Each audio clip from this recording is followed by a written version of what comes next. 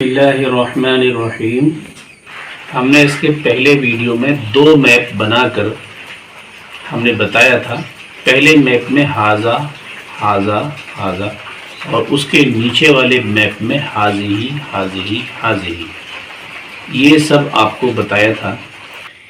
اسی طرح سے میں آج ذالکا کے بارے میں بتانے جا رہا ہوں کہ ذالکا کو میپ کے ذریعے آپ لکھ لیں، اور لکھنے کے بعد جس طرح سے آپ نے ہاذا اور ہاذی کا میپ بنا کر یاد کیا تھا، اسی طرح سے آپ اس کو کر لیں۔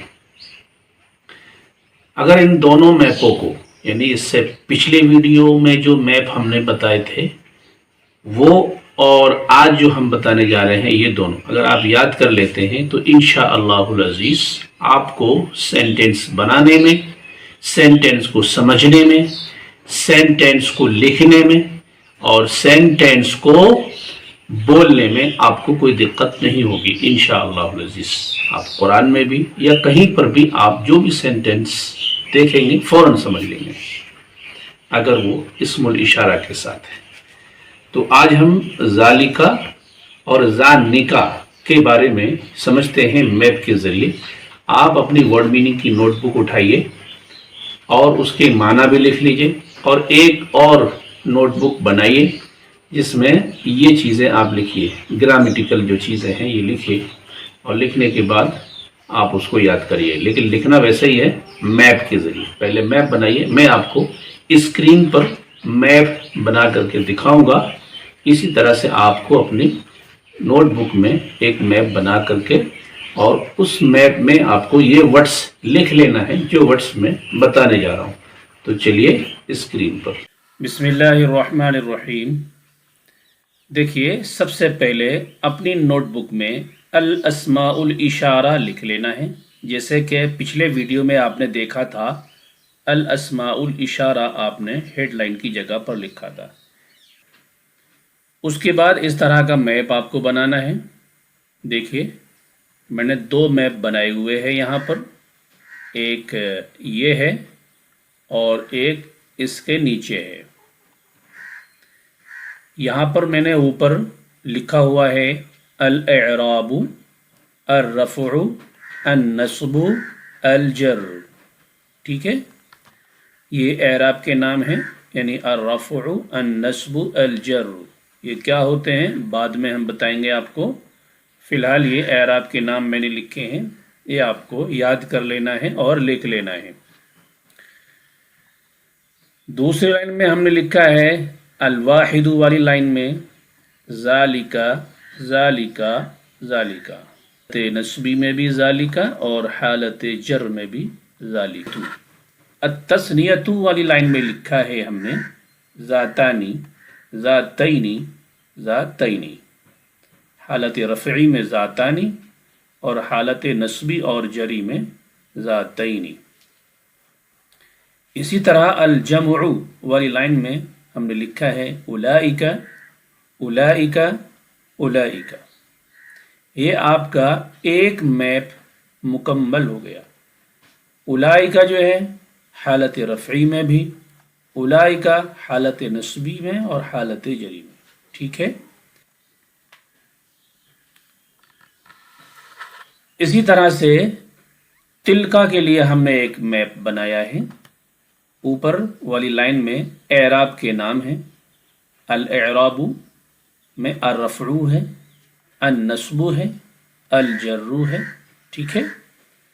الواحد والی لائن میں تلکا ہے، تلکا ہے، تلکا ہے، حالت رفعی میں بھی تلکا، حالت نصبی میں بھی تلکا، حالت جری میں بھی تلکا۔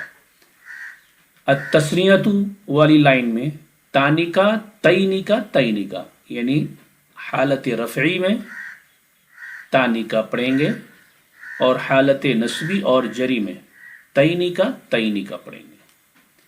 اسی طرح سے الجمع، الجمع والی لائن میں اولئک اولئک اولئک، یعنی تینوں حالتوں میں اولئک پڑھیں گے آپ، حالت رفعی میں بھی اولئک، حالت نصبی میں بھی اولئک، حالت جری میں بھی اولئک۔ یہ حالت کیا ہوتی ہے اس کے بارے میں ہم بعد میں بات کریں گے۔ فی الحال آپ जिस तरह से मैंने आपको ये मैप बना करके बताया है।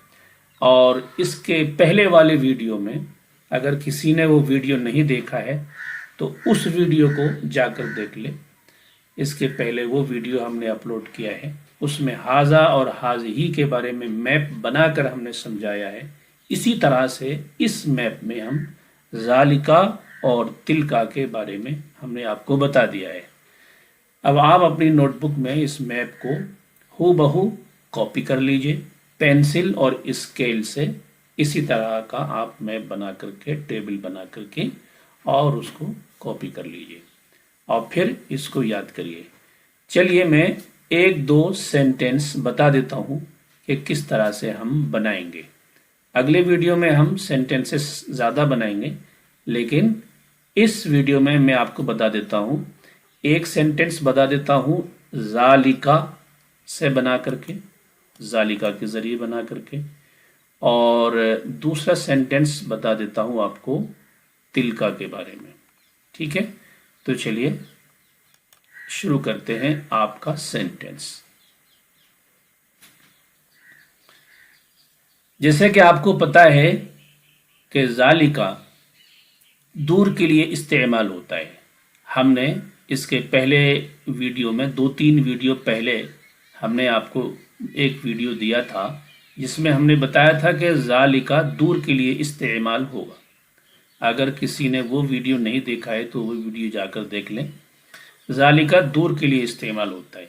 जब आप कुरान मुक़द्दस पढ़ेंगे तो कुरान मुक़द्दस में पहली आयत, ये मेरे हाथ में कुरान है, कुरान मुक़द्दस में जब आप ये पहले पेज पर आप देखेंगे ज़ालिकल किताबु ला रैब फी, ज़ालिकल किताबु,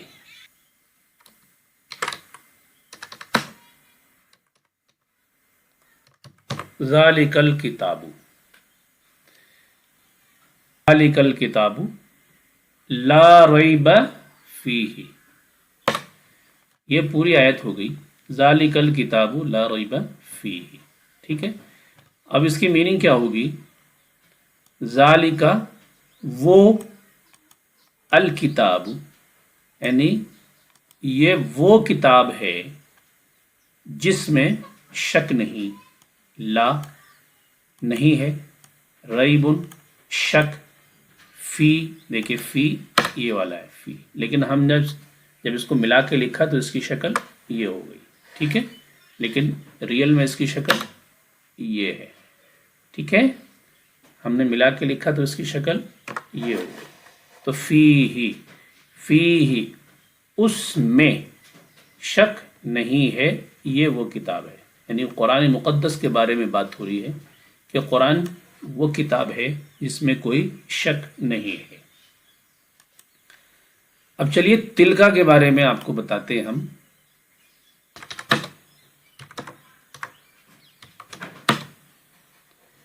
तिलका रुसुलु,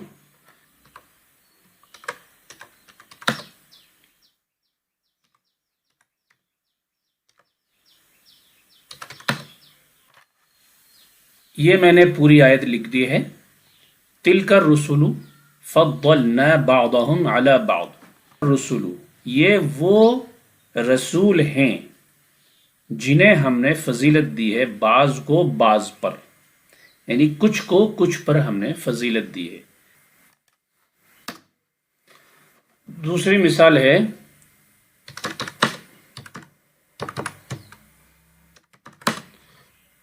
तिलका तावीलतु कबीरतुन, ये आपकी दूसरी मिसाल है। वो टेबल बड़ी है, ये दूसरी मिसाल है आपके लिए। यानी वो टेबल, अत्ताविलतु टेबल यानी मेज, कबीरतुन बड़ी, तिलका वो। ठीक है, तो ये दो मिसालें मैंने आपको दे दी हैं। दूसरी मिसालें जो तानिका और उलाइका की हैं या तैनिका की हैं, ये अगले चैप्टर्स में आएंगी इंशाअल्लाह अज़ीज़। इसी तरह से ज़ालिका, ज़ातानी और ज़ातैनी और उलाइका کی جو مثالیں ہیں انشاءاللہ العزیز ایک ایک کر کے اگلے چیپٹرز میں آئیں گی. فی الحال آپ ان کو سمجھیے اور اپنی نوٹ بک میں اس پورے میپ کو کاپی کر لیجیے. تو آج کے لیے بچوں اتنا ہی. آج کا کافی کام ہو گیا ماشاء اللہ العزیز. امید ہے کہ آپ اس کو یاد بھی کر لیں گے اور لکھ بھی لیں گے الحمدللہ. چلیے ملتے ہیں اگلے ویڈیو میں. ہمارے اس ویڈیو کو زیادہ سے زیادہ شیئر کریے تاکہ لوگ قرآن کو سمجھ کر پڑھ سکیں.